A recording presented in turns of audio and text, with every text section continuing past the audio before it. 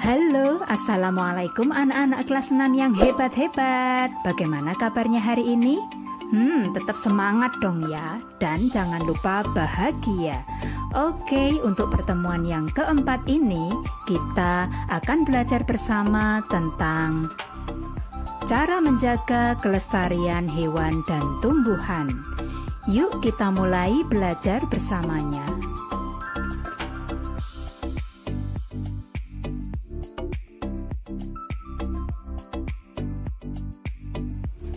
Tuhan menciptakan tumbuhan dan hewan untuk kita.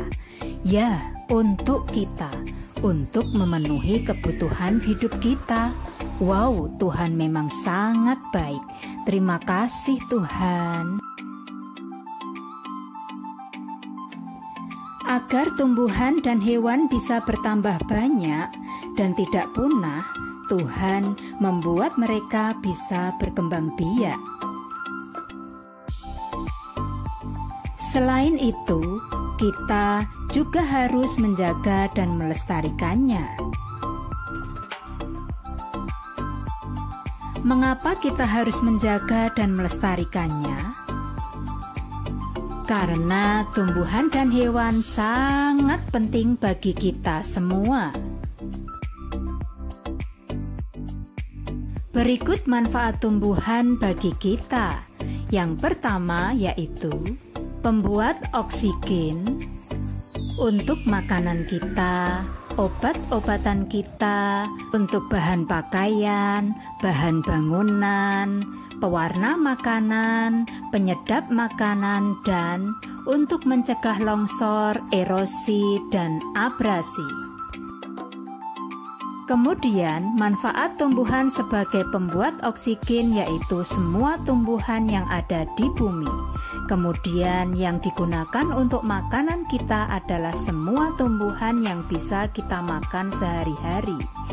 Dan yang digunakan untuk membuat obat-obatan contohnya yaitu kina, daun sirih, daun jambu, jahe, kunyit, dan pace.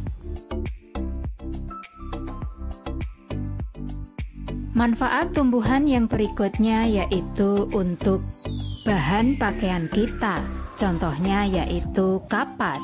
Sedangkan manfaat tanaman yang untuk bahan bangunan contohnya jati, mahoni, kelapa, dan bambu. Dan manfaat tanaman untuk pewarna makanan yaitu jati, suji, kunyit, dan buah naga. Manfaat tumbuhan yang berikutnya yaitu untuk mencegah longsor atau erosi. Contohnya yaitu semua pohon yang berkayu. Sedangkan yang untuk mencegah abrasi yaitu tanaman bakau. Yang berikutnya yang digunakan untuk penyedap makanan yaitu ada lengkuas, salam, bawang, pala, dan sebagainya. Nah, itulah tadi betapa banyak manfaat tumbuhan bagi kita manusia. Oleh karena itu, kita harus menjaganya dan melestarikannya.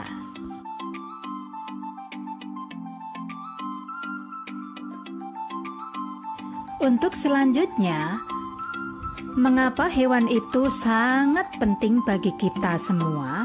Berikut manfaat hewan bagi kita manusia. Yang pertama adalah sebagai bahan makanan untuk kita, kemudian digunakan tenaganya. Yang berikutnya sebagai bahan kerajinan, bahan pakaian, untuk obat-obatan, untuk pengendali hama, dan yang terakhir membantu kita menggemburkan tanah.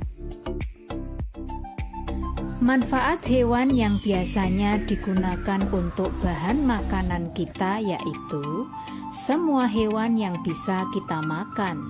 Kemudian yang diambil tenaganya yaitu gajah, kuda, unta, dan kerbau. Sedangkan yang untuk bahan kerajinan yaitu Kulit ular dan buaya biasanya untuk membuat dompet atau tas.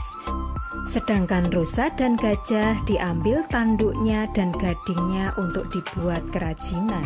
Untuk manfaat hewan yang berikutnya yaitu untuk bahan pakaian. Contohnya yaitu domba dan ulat sutra. Manfaat hewan yang berikutnya untuk obat yaitu sirip hiu dan bisa ular. Kemudian yang digunakan untuk menggemburkan tanah yaitu cacing tanah. Yang untuk membantu pengendali hama yaitu ular sawah, burung hantu, dan elang.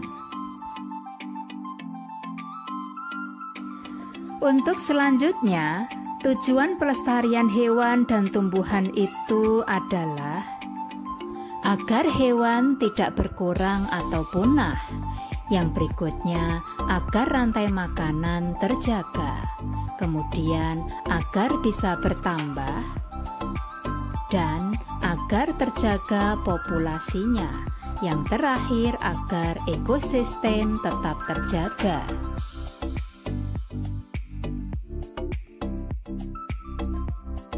Untuk selanjutnya, bagaimana cara melestarikan tumbuhan itu? Cara yang dapat dilakukan yaitu yang pertama, membuat undang-undang perlindungan tumbuhan langka, kemudian membuat taman nasional, lalu mengembangbiakannya, dan yang terakhir membuat cagar alam. Untuk selanjutnya, cara melestarikan hewan yang pertama yaitu membuat swaka marga satwa dan taman nasional. Yang kedua, melarang memiliki dan menjual hewan langka. Yang ketiga, membuat undang-undang perlindungan hewan langka. Yang keempat, membuat penangkaran hewan. Dan yang terakhir, mengembangbiakannya.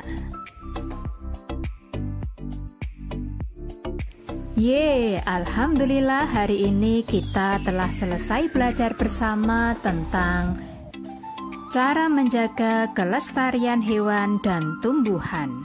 Bagaimana? Apakah kalian sudah mengerti?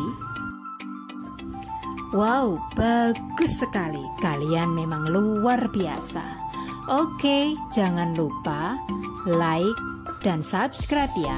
Dan sampai jumpa di pertemuan yang berikutnya. Terima kasih. Wassalamualaikum. Bye.